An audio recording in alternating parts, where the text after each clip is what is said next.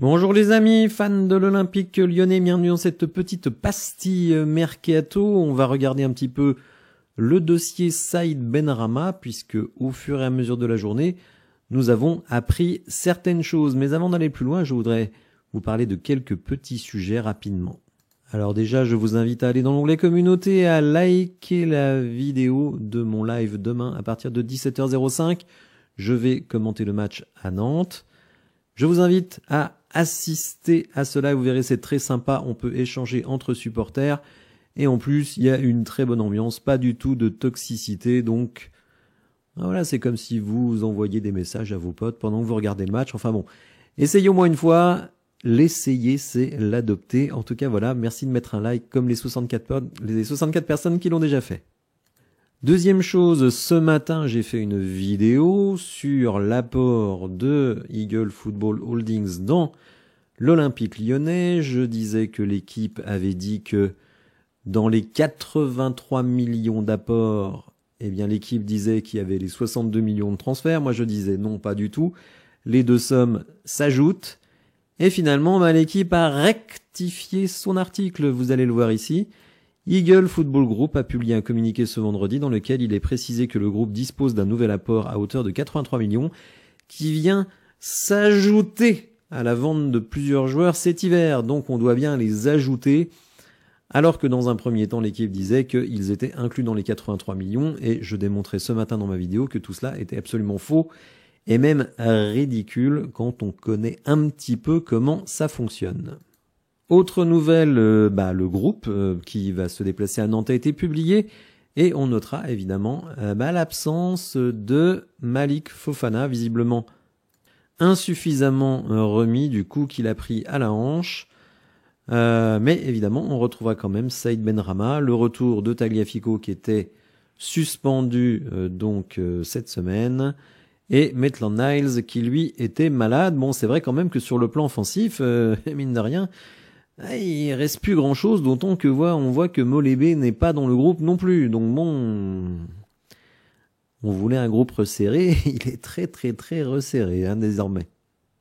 Alors encore un petit mot sur le match de Nantes, puisque c'est notre gros rendez-vous du week-end.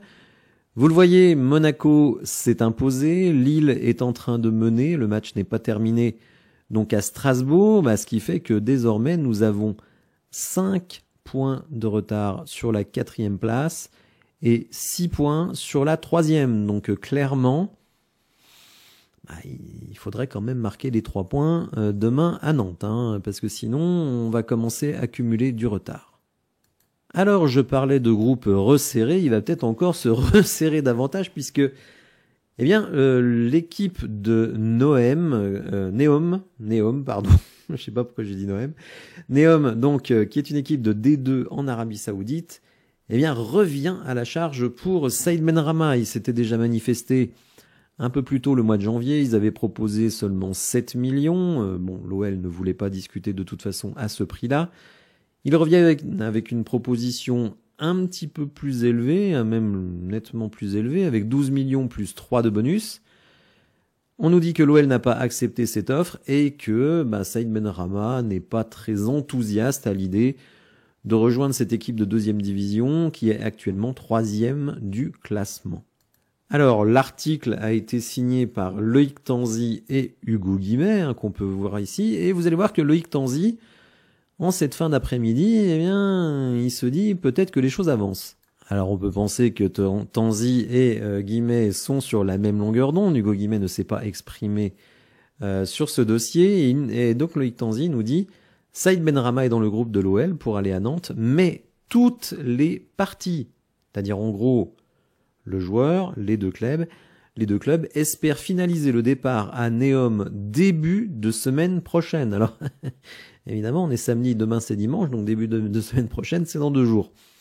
Alors évidemment, on pourrait se dire quand même, là on a vraiment resserré énormément l'effectif, en plus on a pu Saïd Benrahma, donc là je trouve que peut-être on va un petit peu vite. Bon, alors ça veut dire aussi que il y a fort peu de chances désormais que Ryan Cherki quitte le club avant la fin du mercato hivernal, idem pour Ernest Nuama qui était annoncé en Angleterre. Et on espère eh bien, que Thiago Almada va être efficace et disponible très rapidement. Alors il est dans le groupe, est-ce qu'il sera titulaire? Je ne sais pas, mais en tout cas, il va falloir qu'il mette un coup de cravache, hein, l'ami Thiago Almada, parce qu'on va avoir besoin de lui, étant donné que on a besoin de milieu offensif, on a besoin de milieu de joueurs dans les ailes. Alors, vous avez peut-être remarqué, les amis, que je n'ai pas fait de débrief de la conférence de presse de Pierre Sage. Très sincèrement, il n'a pas dit grand-chose de super intéressant, dans le sens où il a été interrogé sur le fameux ultimatum à Fenerbahçe. En gros, s'il perd, il devra partir. Donc il a dit je ne veux plus évoquer ma situation personnelle, je l'ai déjà fait, donc je veux passer à autre chose. Le seul truc qui était assez intéressant, c'est qu'il a été interrogé sur l'association Mikotadze-Lacazette. Lacazette a remplacé Malik Fofana, a joué numéro 10, si on peut dire, et certains ont trouvé que cette association était intéressante. Alors moi, personnellement, je ne suis pas du tout convaincu de ça. Et de ce que j'ai compris, mais après c'est mon interprétation, j'ai l'impression que Pierre Sage dit quand même que c'est un one-shot, c'est-à-dire ça a été fait une fois, ça ne veut pas du tout dire qu'on va recommencer. Voilà les amis, pour ces nouvelles, j'espère que ça vous aura intéressé. Si c'est le cas, n'hésitez pas à liker la vidéo, à vous abonner à la chaîne, et je vous dis à bientôt pour de nouvelles infos. Merci, au revoir.